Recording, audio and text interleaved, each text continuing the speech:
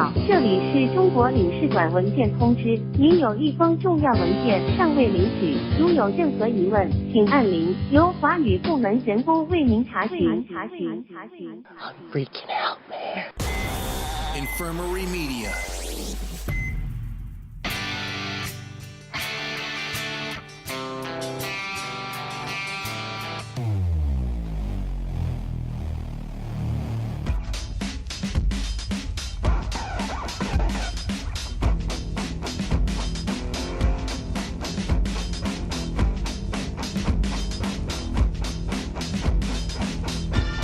Now tuned in to the Selling Out Podcast. What it does is reaches into your brain chemically and locates your happiest memory chemically, and then locks onto that emotion and freezes it chemically, and then it keeps you happy.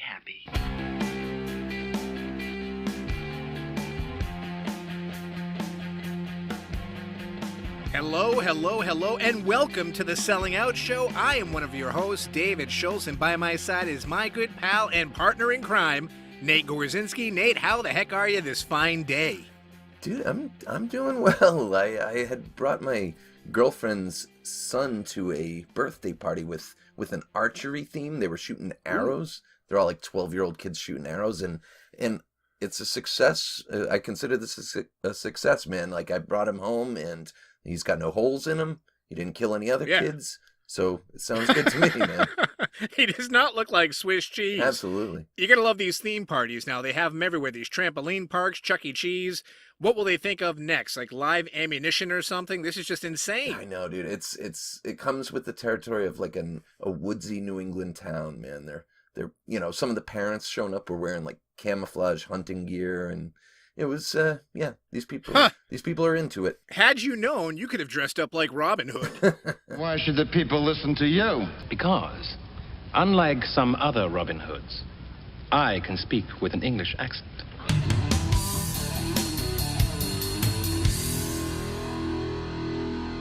So, Nate, sometimes I have these moments in life, these weird times where I'm sitting at my dining room table with my beautiful family. I look to my left, I see my son. I look to my right, I see my beautiful wife, and I'm happy.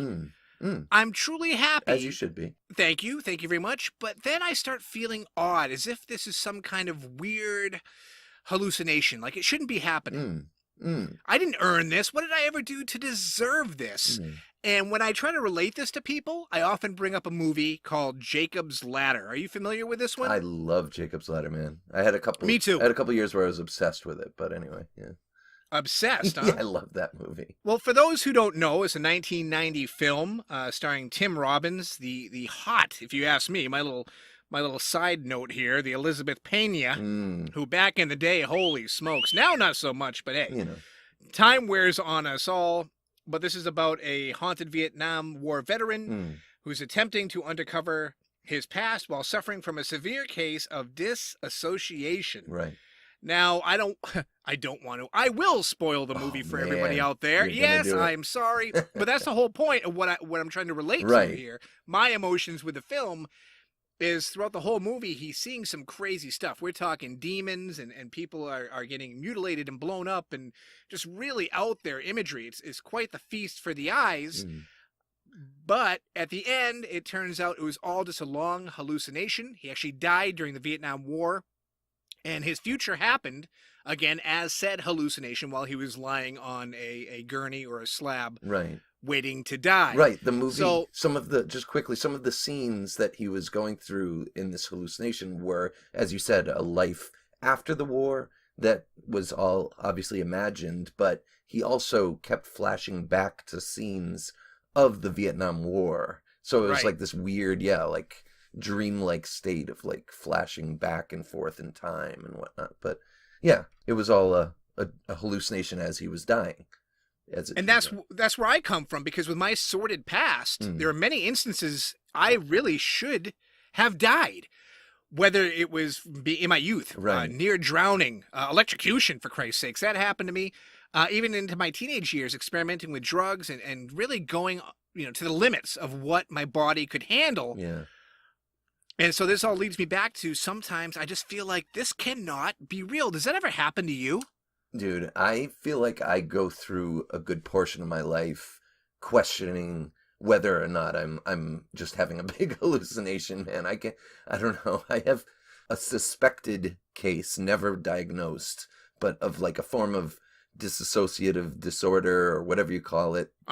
Because I feel the same way, dude. I look around and yes, I'm in a good spot now like you are. Like I feel happy with where I am, but there's times, man, like I mentioned the party I was at today with my girlfriend's son and the hunters and archers. I felt like I was watching it all from a distance, man. I don't know how else to describe it. Maybe it's years of drug abuse. Maybe it's, hallucinations, acid flashbacks, but whatever. I understand what you're saying. Right, and I do think that is weird what you just said, because you hanging out with a bunch of guys dressed up in camouflage is just really foreign. That is not your element as far as I've ever known you. Not at all. So I can see you sitting there kind of like, geez, what am I doing here? What, but at the same time, being happy that you have the opportunity to be there and be supportive. Sure. Yeah. For your stepson. Right. But I mean, yeah, man, I thank my lucky stars I'm here. I feel like pinch me. But at the same time, don't pinch me too hard, because this just might not be real. The things we believed when we were kids and just starting to experiment with drugs. And, man, I was thinking back on all these little urban legends that we would discuss as new experimenters, new pioneers in this drug lifestyle. And sure, dude, you remember some of these? Like, I mean, there was things as simple as when you smoke pot, if you smoke a menthol cigarette afterwards, people used to tell me, I swear to God, they had a number. They would say it increases your high by 12% if you smoke a menthol after you. Amateur scientists, huh? Yeah, man. And then, of course, we all hear the stories of, if you drink orange juice while you take acid, it supposedly enhances your trip. You've heard that one. Right. Yeah. Yes, of course. The vitamin C. Right. That's what it was. Right. Yeah. Now, this is a common thing. I think everybody I know who's done acid knows this little factoid, but has anyone ever checked these things up? Like, is it, I mean, I'm sure Snopes has something on it if we had taken the time to actually look some of these up, but dude, speaking of acid, I remember people telling me that years later after taking acid, if you cracked your back a certain way, you could induce a flashback of sort, like an acid flashback. Yeah. I heard the same. Yeah, man. It's like all these stories, I feel like they're coming from the same place where, you heard the story about the guy who took acid and now he thinks he's a glass of orange juice and can't, and he's afraid people are going to spill him. Do you ever hear that story? I remember that one going around. But the crack in your back one's good, like you've kind of stored up all these juices or something and you're releasing them. Right. Right. It's the moment that you crack your back. Sure. I remember even in high school, we had something, and this wasn't directly tied to the drug itself, but it's like, hey man, if you want to get high and you ain't got no weed, put toothpaste on cigarettes, let it dry, and you got some jail weed. Ooh, that sounds like a recipe for like a shitty menthol, but I don't see how that would get you high, but hey. I did it. Did you? Yes, I did. And it doesn't get you, it makes you a little lightheaded, to be honest I'm with you. sure it does. Can't be healthy. But I remember, and I remember sitting in my bathroom coating my cigarettes with toothpaste as like a 15-year-old, then hiding them somewhere, and then going out to the park with my buddies and, ripping them up, man. Yeah, and that was so stupid. But yeah, the orange juice thing, I used to drink Hawaiian Punch when I was taking acid. Oh, yeah. And it's a weird thing because, like, is it a placebo? in a way, because in your mind, if you believe it, it's true. Right, especially on acid. If you get your mind fixated on a certain thing, forget it. That's what's happening. Yeah, on acid, it's like, hey, you're a dragon. Yes, yeah, exactly. I am a dragon. Yeah, I mean, come on now. I know.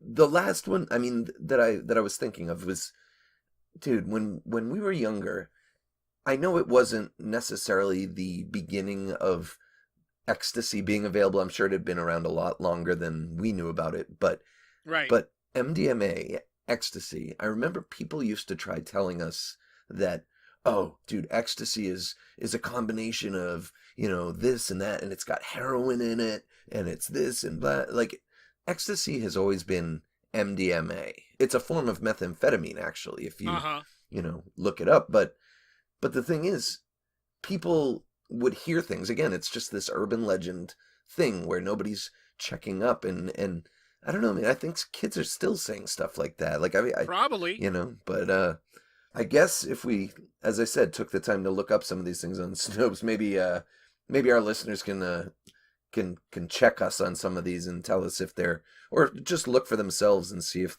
any of these have validity or if they're just a bunch of hogwash. Well, we didn't have Snopes as teenagers. We didn't have the internet readily available, so we kind of had to just go with, whatever we heard on the street. Right.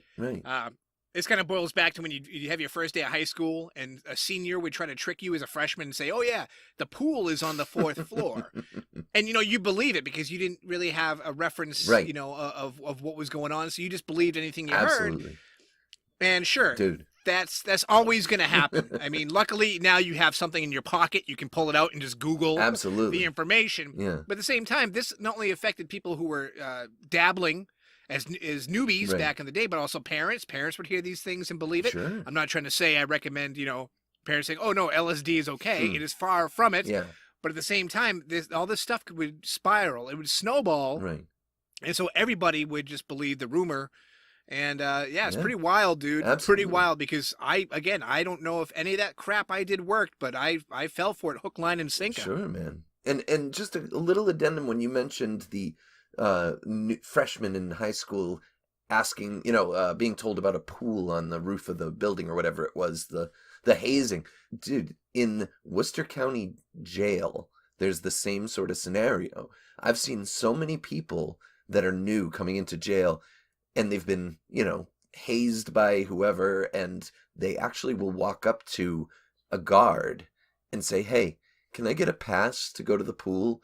They actually, these inmates convince newcomers, like, you have to go ask for a pass to that CO. And of course you send them to like the meanest asshole CO. So the guy's just like, what the fuck are you asking me? So hazing's alive and well. You fucking idiot. Oh, yes. Yeah, I'm sure it is in all aspects of life, unfortunately. And he did mention that if any of the listeners out there have any kind of like information on this or maybe, they had some of their own urban legends involving drugs or anything at all. Yeah. It's easy enough if you guys want to reach us. You can find us on Twitter at Selling Out Show. Send us an email, sellingoutshow@gmail.com. And we also have a Facebook page that Nate runs because I find Facebook to be evil. Yeah. But that's at Selling Out 1 if you want to give that a quick search. So come check us out. We want to hear from you. Springtime. The birds are chirping, the flowers are in bloom, and the air is so fresh. Oh, wait, who the heck is smoking butts? Don't be that person who's breaking up the tranquility of the season by smoking those stinky cigarettes. Spring is one of the best times to start working on a better you. And how do you do that? Vaping. Curious about where to start? There's no better place than Northland Vapor. Proudly made in North Dakota, Northland Vapor's line of e-liquids contain no artificial sweeteners, are dictone-free, and won't gunk up your coils. Whether you're quitting smoking or an experienced vapor, Northland carries a variety of flavors and hardware, making it a one-stop shop for all your vaping needs. Northland believes quality doesn't need to be costly, so get your head into the clouds by shopping online at northlandvapor.com or by visiting their 3 convenient retail locations in South Fargo, plus Bemidji and Moorhead, Minnesota. Some products contain nicotine, adults only. So Nate, let's talk about kicks. All right, let's talk about the sneaks. There's a lot of sneakerheads out there, a lot of fans of footwear, and Vans has just announced they've created a partnership to honor David Bowie. Ooh. And they are creating some new designs that are David Bowie inspired, some of which are called the Slip-On 47 VDX. That will pay tribute to David Bowie's 1971 album, Hunky Dory, whereas Skate, and that's with an 8, because they're cool and hip and trendy, unlike me, High, has a design paying homage to Bowie's Ziggy Stardust era, thanks to a lightning stripe on the side panel of the sneakers. Wow. My question to you is, does this float your boat at all? Is this something that you would actually actively try to buy, being a big David Bowie fan? I feel like those shoes are something that you collect. You maybe put them somewhere, but I don't think I would walk around in them necessarily. I mean, I don't know. I love anything Bowie, don't get me wrong, but but it just, I don't know. Before you mentioned the styles and what they look like, I was going to ask, is there a little lightning bolt on them? Because that's the first thing I thought of was that. Right. Yeah. Yeah. That early, well, you know, it's interesting, the hunky-dory themed. I wonder, does it say, because I'm trying to think of what hunky-dory even, he didn't even really have a you know, particular look yet, did he? Yeah, I know, right. Yeah. I'm actually scrolling now on the article I'm looking at, and they just seem to have some kind of like checkers on them, and they're yellow or something. I don't know if those, we have different designs here. Some of them are instantly recognizable. Sure. Well, they'll say Bowie on the side, and again, the lightning bolt. Some of the other ones have some blue hues and stuff, so they're a little bit more subtle. Right. Huh. But they're Vans, huh? They are Vans. And I was going to say, for me, it's about 20 years too late because of price. Yeah. Now, they're going to hit, they're going to hit the stores, but then we live in a culture now, and I know this being a collector of comic books and other things, that scalpers, I guess you would call them, they're going to go gobble those up. They're going to run the day that they're out, and they're going to put them on eBay, and they're going to drive the price up. And I, like you, would want to collect them more than wear them. Sure. And I also mentioned 20 years because back then, I'm a big sports fan, and the Red Sox came out with like a limited edition sneaker. I bought them, I wore them, and they were kind of pricey and everything, but I thought they were cool, and they represented my personality and what I enjoyed. I liked wearing that flag. Right. You still have those? No, I don't. I really don't. Okay. So I wore them around, so they got dirty and stuff. It wasn't like I kept them pristine in the box. Yeah. I have no idea what they'd be worth if I did do so. But my point being now is the price point is going to be way too high for me. I can't find any prices here online. Yeah. I mean, I suppose I could search a little bit deeper, but I'm just going to assume that they're not cheap. Yeah, I would imagine. Even Chuck Taylors now, I checked those out. When we were kids, if you had Chuck Taylors, people thought you were poor. Right. Those were the cheap sneaks, canvas. And they were cool. Yeah. And I like having Chuck Taylors, but now they're like 40, 50, whatever dollar sneakers if you go to a retailer, and it blows my mind. Wow. But unfortunately, $40, $50 is a fairly cheap sneaker by today's standards, period. You know what I mean? They're still sort of cheap. I mean, you can still find $20 pairs of sneakers at, certain places, but like, dude, I go out buying sneakers, I'm like expecting to spend at least, $75, $80 half the time, and just getting my head around it before I even go out shopping. I'm just like, okay, because they're just out of control. But I don't know. I do a lot of barn work, so I tend to get the cheapo Walmart, $15 specials. Right. But yeah, man, the sneakers are expensive and Chucks are cool. But yeah, all these things, man, like Chucks, Doc Martens, Vans, Airwalks. You remember? I mean, that's just our teenage years in footwear. And now they've priced this out, man. And I'm like Ernest P. Worrell. If I see a sneaker that I like and it's on sale, I'll buy a couple pairs. And that's the thing. I'll hold on to sneakers forever. Yeah, man. I know I don't have the Red Sox sneakers anymore, but I mean, God, that was, over a decade ago. But you know what I mean? I'll just keep wearing the same style. It's not important to me. Sure. To have trendy new things. Yeah, I'm the same way. I do want to kind of get off track here for a second. Sure. And it's only because you brought up Walmart. Okay. So I apologize to everybody out there listening, but I'm really fucking mad at Walmart right now because they're ending the Savings Catcher program. So I guess I'm going to end this whole sneaker thing with me just ranting about fuck you, Walmart, because that was like the only perk that you offered your customers. They say they got cheap prices, so they don't need it anymore. Listen, it's always nice to offer customers something a little bit extra. And people were in arms about the greeters getting fired, and no one cares about them taking away Savings Catcher, Nate. Nobody. It's a shame. It is a fucking shame, and I'm mad as hell, and I'm not going to take it anymore. So go buy some fucking David Bowie sneakers and leave me the fuck alone.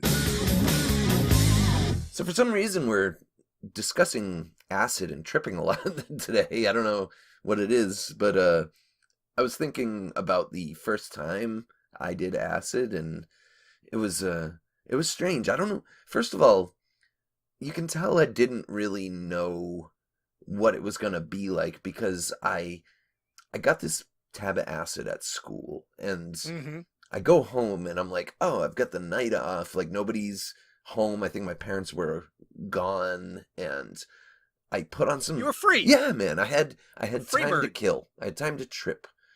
Right. So I lit some candles, and I put on some...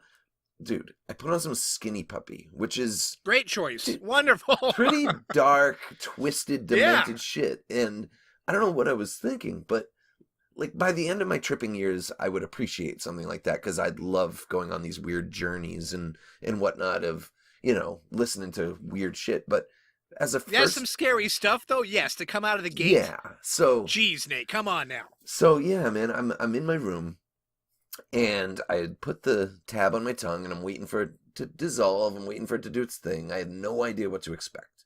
And all of a sudden, the door downstairs, because I'm in my parents' house, as I said, or as I should have mentioned, and I hear the door open downstairs, and I'm like, nobody's supposed to be here. What's going on?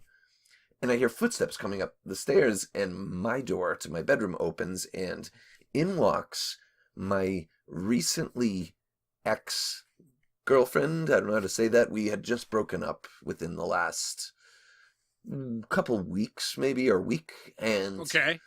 We were... Yeah, you could say ex-girlfriend. Yeah, that's fine. but recently, I mean, and, you know, it was... It's fresh. Yeah, and mind you, we were really close. It was kind of... Not only was this my first trip, but this was also kind of my first real relationship, breaking up, like, long relationship. And so there's a lot of feelings there. There's a lot of, you know, residual shit. And, dude, she came in. She was a very, I want to say, dramatic kind of girl anyway. And she... kind of gothy theater girl, you know, just dramatic and cool, don't get me wrong, but she walks in and she's like, I just wanted to hash some things out, to talk, to like, she wants... Oh no. Yeah, she wants to... Oh no. Yeah. Wrong time, baby. Right. Either put some closure on things or just, you know, whatever. We're bringing up shitty feelings that I don't want to deal with. And anyway, she mentioned she got a ride from a friend. So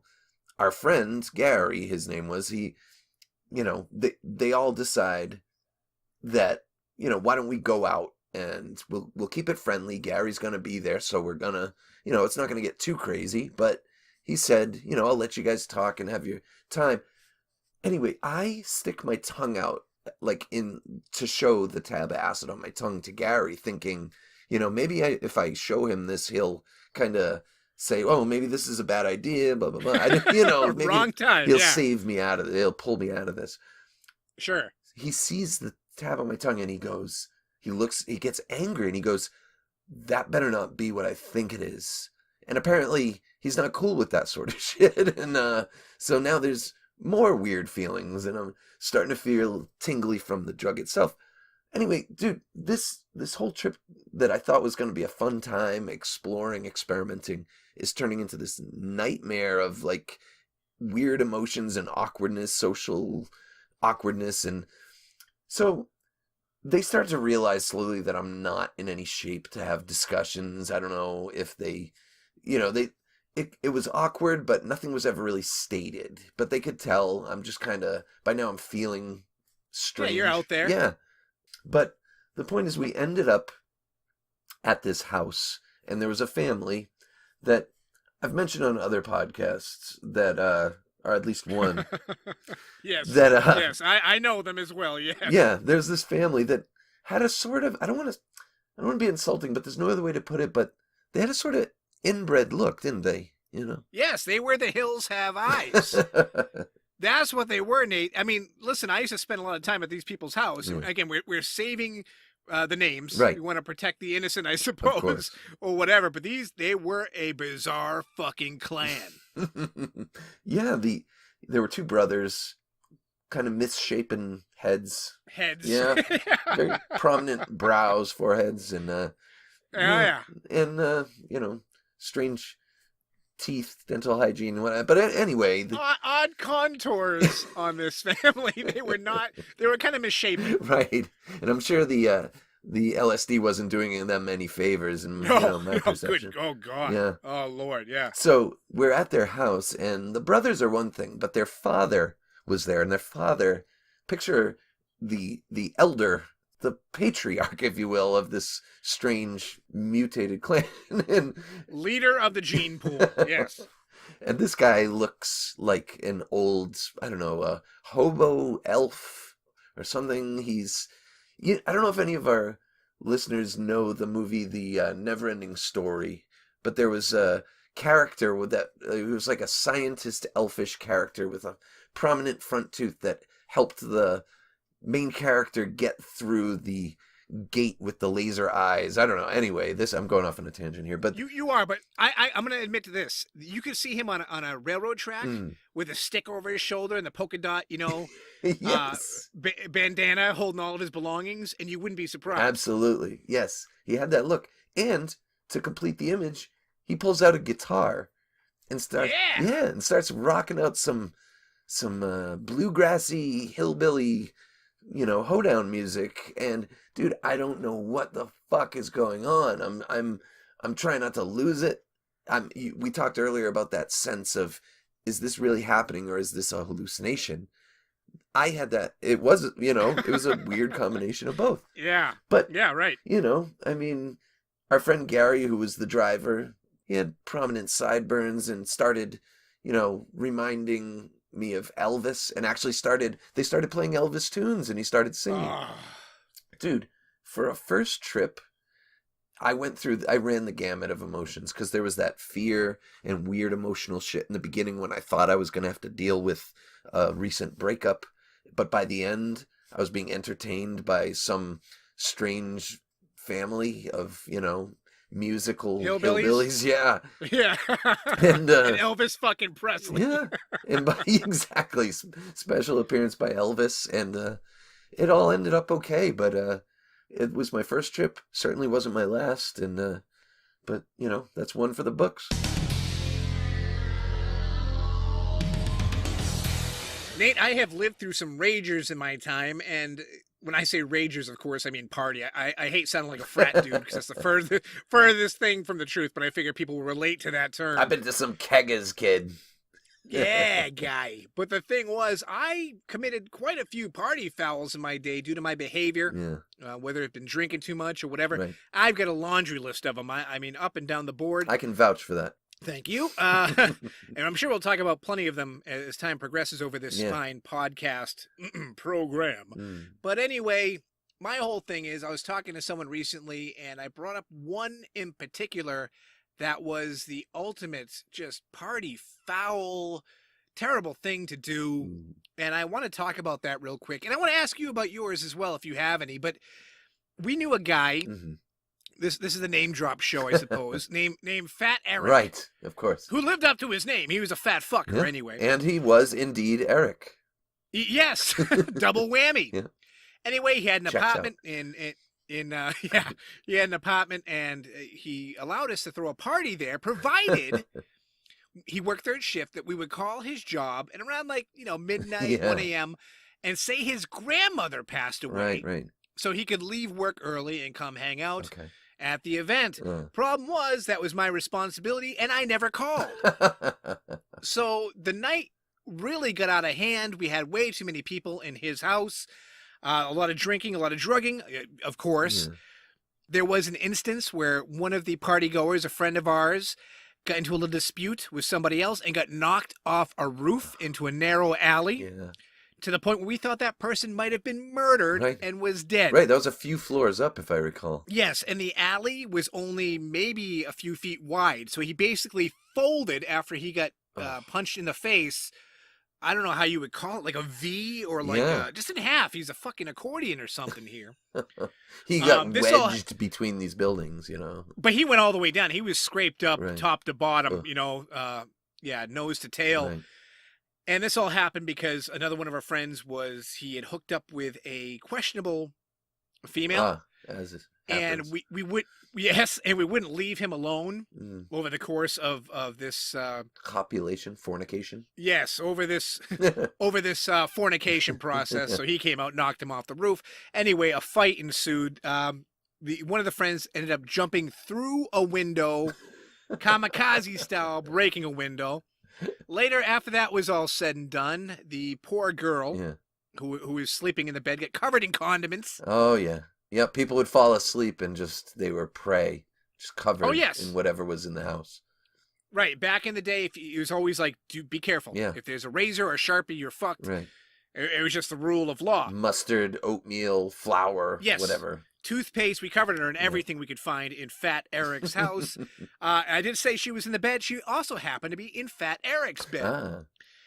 So, needless to say, Fat Eric comes home after his shift is over, already pretty pissed off that we never called to get him out of work. To come home, find his apartment in complete disarray, broken windows, blood splattered all over the place, and a woman in his bed covered in all the stuff we could find in his cabin. Never mind a potential corpse in the back, in the alley. But oh, no, he got out. Oh, of he course, did get out. That was a very scary period. I remember saying to the person who punched him, like, you just fucking killed somebody. Yeah, man. And I don't care. You're drunk. I don't give a fuck. He earned it. Yeah. And then you just hear, like, Oh, you're like, good, he's alive.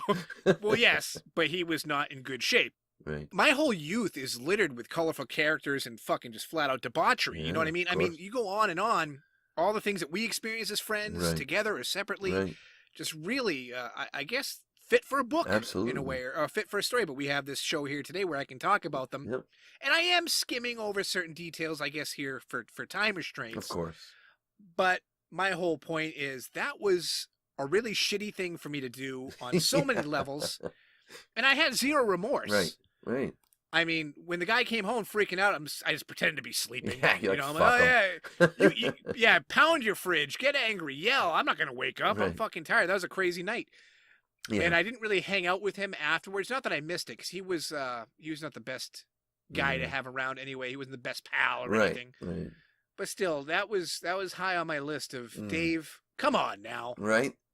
Do you have anything that you did that you might regret or even look back and go, what the fuck was I thinking on that one? I mean, I can't recall a lot of party fouls, but one thing that comes to mind, when you brought up the phone call to get him out of work, I remember we would party at a friend's house, and a female friend of ours asked us to call her work and get her out so she could come join the party. See, we did fulfill that obligation. I did personally. I called her. But to make it interesting, I had to tell her, we were basically saying that her grandmother had passed away and she needed to leave or whatever, some death. It's been years, but I remember death was involved with a family member. But anyway, right. So when she gets on the phone, apparently whoever her boss is, I called and I faked it to the boss. I said, can I speak to so-and-so? I don't want to say her name, but it's really important. It's really important. And I knew that her boss was standing there when she was handed the phone. So I start basically making funny noises and doing all these things, trying to get her to laugh and she had to keep a straight face, And so I'm making all these silly noises and whatever. We're doing all these things. And she's like, oh my God, really? What happened? And she had to act all, serious. It was entertaining for a bunch of us tripping kids being idiots. She got to the party and she was punching me for being an asshole, playfully, of course. But, that's all. I mean, we had tons of parties. I'm sure we committed some party fouls over the years, but I don't know. All the good times seem to be overshadowing the bad. So for the moment, as I sit here, I'm gonna say, Nate, to end this little part out, is that it's great that I really just fucked up someone's life, their apartment, and your big thing that you did was you called someone to fake that their grandmother died and pretend to be Michael Winslow. Yeah. Basically, Game over. Dave from the Selling Out Show here to tell you about Spunk Lube. Spunk Lube is a multi-award-winning lubricant used by professionals in the adult film industry. Spunk is available in hybrid, pure silicone, natural, and pink. Spunk is made with the highest quality ingredients and is non-staining, hypoallergenic, and cleans with ease. Enhance your love life with Spunk. Right now, Spunk Lube is buy 3, get 1 free. There's no excuse not to give it a try. Spunk Lube, a high-end product for an affordable price. Visit spunklube.com today and you can thank me later.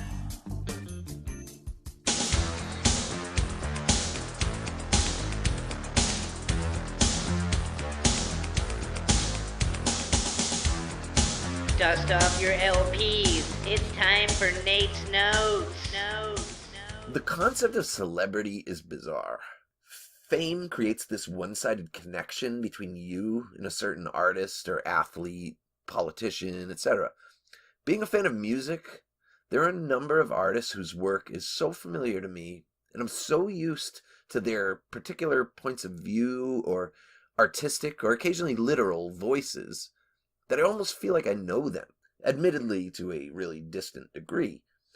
And in this culture of celebrity, that strange illusion of knowing someone by their work is exacerbated by publicity, interviews, TV appearances. And nowadays, social media has further blurred boundaries to the point where we see personal photos and can read their written musings published in real time on Twitter, Facebook, etc. While I'm sure this does a lot to thrill fans and to potentially stroke the egos of the participating celebrities as they see their numbers of followers and read their numerous incoming comments, there's definitely a potential danger in all this accessibility. We've all heard stories of delusional fans who get confused by that illusion of familiarity that comes with an artist-fan dynamic. For the most part, a little adulation and inspiration can be a good thing. I've even been known to totally obsess over my favorite artist's work and read whatever information or interviews with them I can find. I was the kid with posters and magazine clippings plastered all over my walls. I think super fandom can be endearing and a lot of fun, but I understand how fragile sanity sometimes is as well. And I've met people in my life who have seemed well-adjusted and normal, started relationships with them, and then found myself in some creepy, obsessive grasp where all of a sudden some perceived or sometimes actual personal slight will set them off, or when trying to break things off in a relationship sense, I suddenly am dealing with threats of violence from the other party, either to me or to themselves. People get overly attached really easily sometimes, and that's in the setting of a real interpersonal relationship. Some people have a real tenuous grasp on reality, and whether it's from a chemical imbalance, some kind of mental illness, or just a really lonely existence, a certain fraction of our population starts forming unhealthy attachments to people they've never met.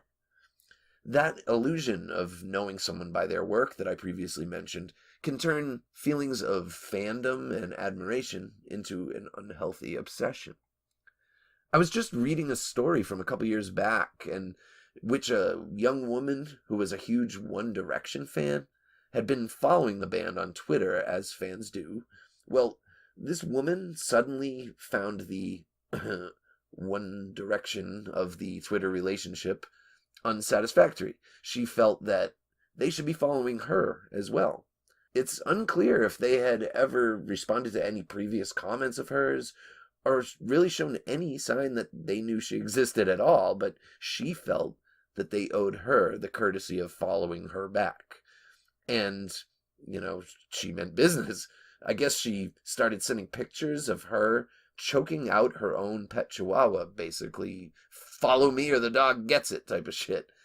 What made her think that they would give a shit about her dog if they weren't even responding to her? Well, apparently, the next pictures of her that were sent showed her holding her dead dog, crying, and trying to guilt trip them about it. She just ended up getting blocked by the band and earning herself a ton of hatred from her fellow fans who had seen all these twisted pics. I don't really know whatever happened to her legally. It didn't say in the article, or if they were even able to prove that she really did it. But it was enough to creep her favorite band out, and probably to make them beef up their security whenever playing in her area.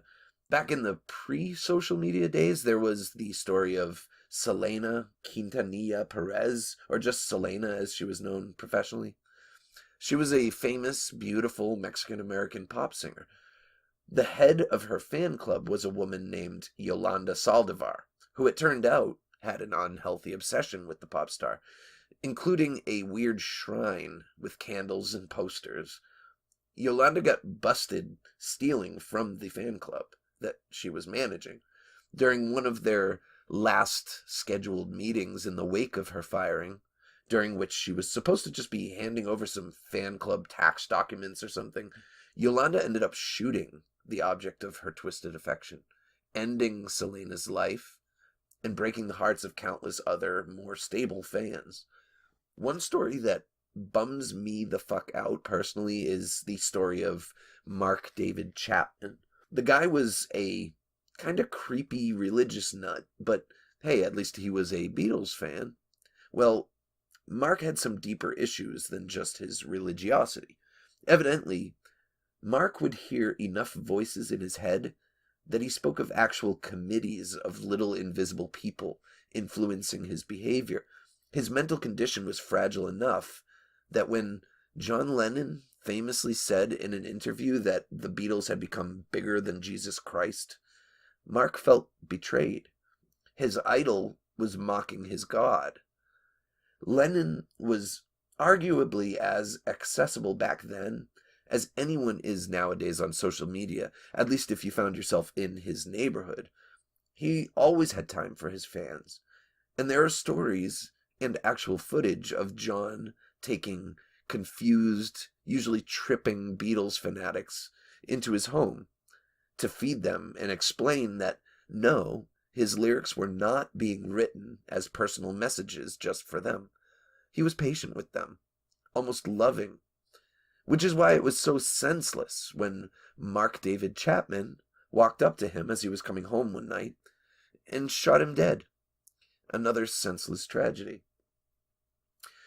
Years later, another bright talent was killed by a delusional fan. Damage Plan was a band featuring half the members of the now defunct Pantera, arguably one of the biggest metal bands ever.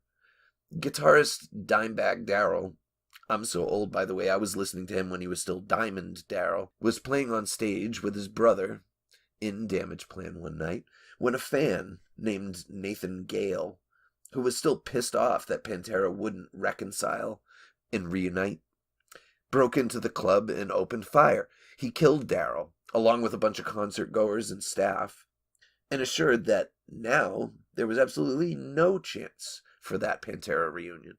I know the dude was mentally ill, but I have no way to follow his logic on that one.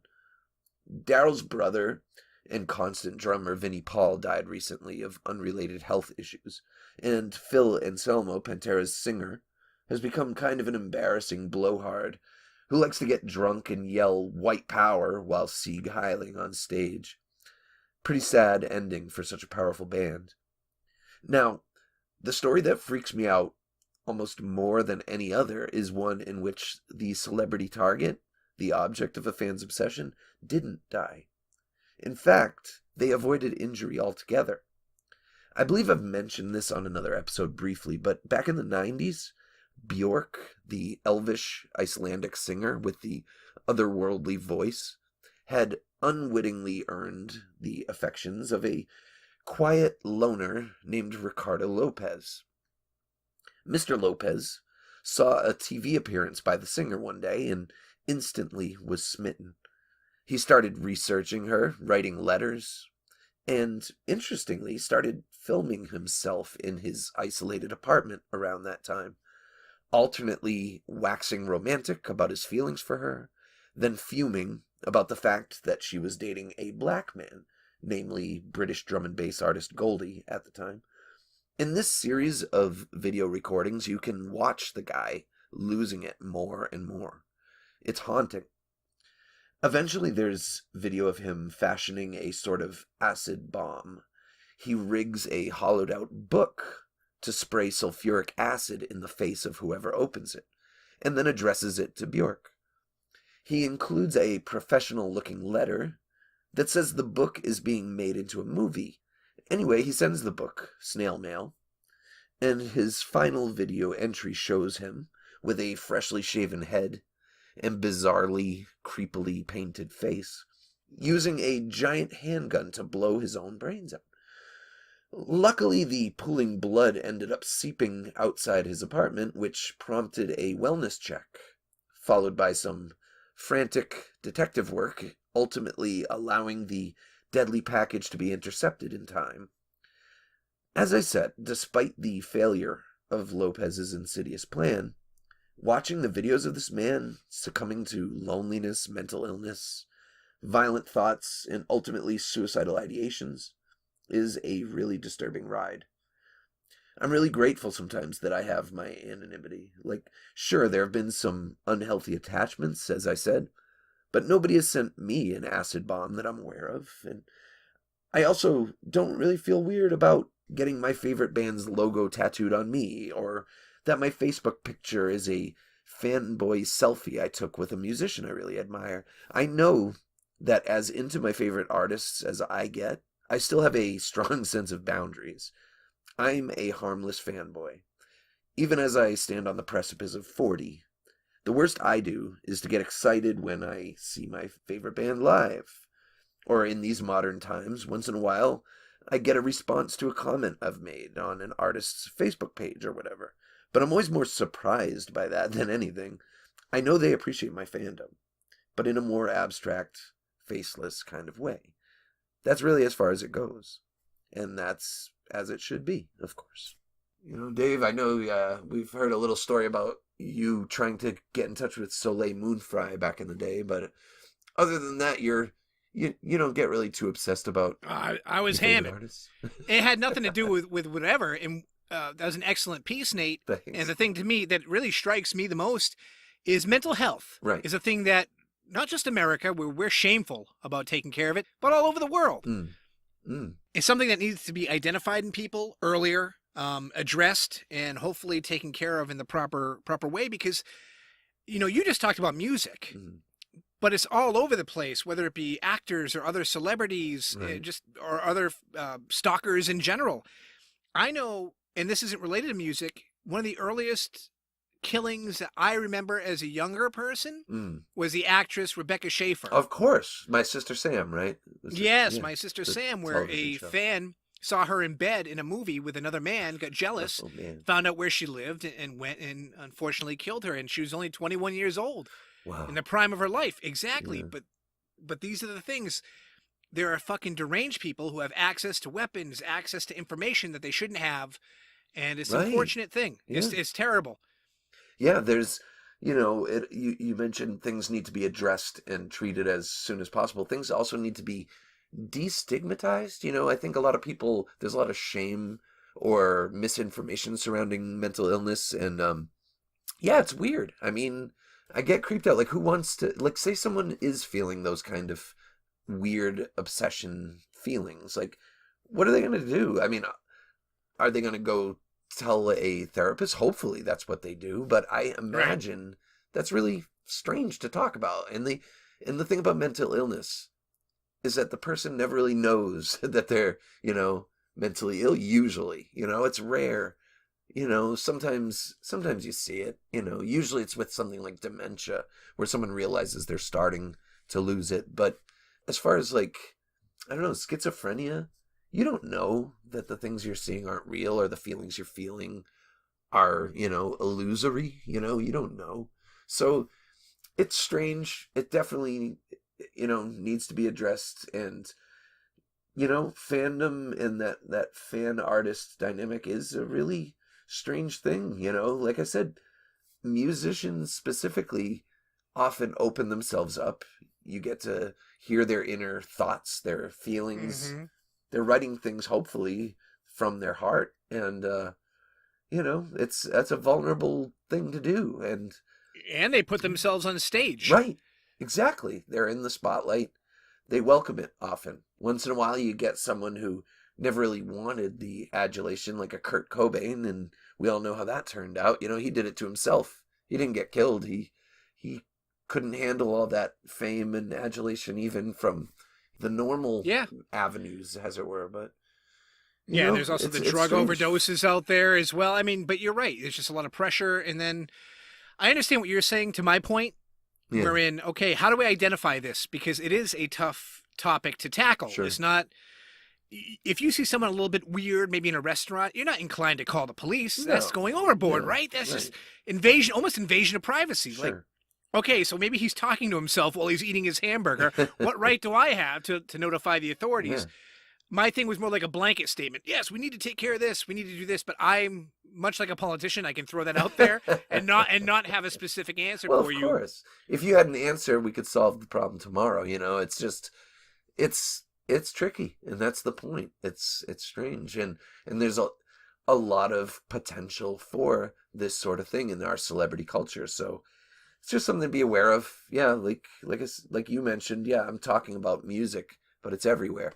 A lot of actors, a lot of, politicians, all kinds of people. It's a risky, normal folks. Risky spot.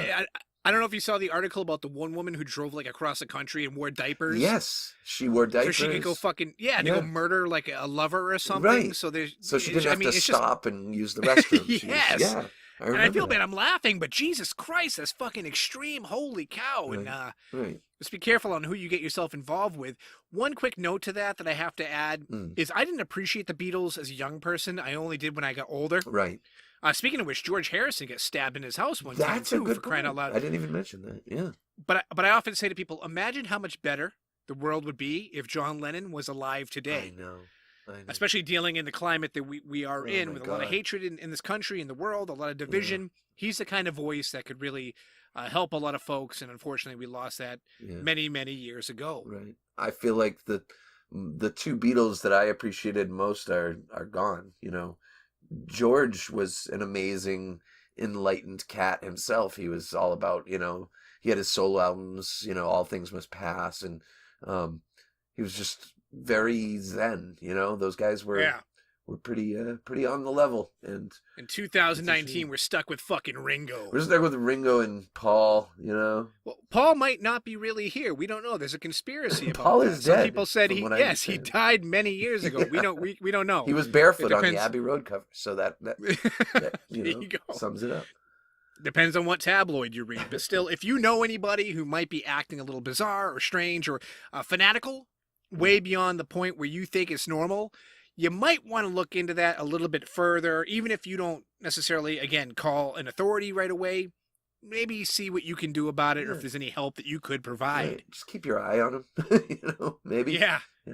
Just be a friend. Yeah, totally. It's a good thing. Just be a friend. Do you ever have fantasies about putting heads in Ziploc bags? No? Okay, we're cool. We can chill. Thank God we never got famous. Yeah, thank God our dreams were squashed as young adults. Yeah. And we learned at an early age, we're just not going to fucking make it. We're just going to take a bunch of acid, apparently. That's what we've learned this episode. We've taken lots of acid. This whole show, it was about LSD. I even mentioned acid in the damn Nate's notes. I was reading it. I'm like, oh, shit. Talking about when Lennon would take people into his house. It says, I was mentioning how they were often tripping balls. Yeah, and he fed them. Yeah. He said, here, you're tripping balls, have a cupcake. Right. Hey, you know what? Here's some vitamin C. And then... Here's some orange juice for you, my young friend. Are you stoned? Smoke a menthol. It'll enhance it by 12%. Thanks, John. John was a good dude, man. Yeah, totally. Well, I think that does it for us this time out. Nate, you have anything else you want to add or say to the fine folks out there? No, just keep your hands to yourselves unless you're rubbing someone with love. Yeah, well, that sounds pretty kinky. Maybe we should get some spunk lube for that. Make sure it's consensual, though. That sounded creepy. Yes. Please. All right, well, I want to thank everybody out there for listening. Virtual hugs for each and every one of you. We truly appreciate it, taking the time to listen to our humble little program. I am Dave, that is Nate, and this has been Selling Out. Peace. Wake up, you never look so glum. Tell me how we know they can't hear us coming. It's easy for me, I got a head start running away. Keep up for your disease spread quick. So how did you learn to be sick so cunning? It's easy to see, but you just keep on humming along. Infirmary Media.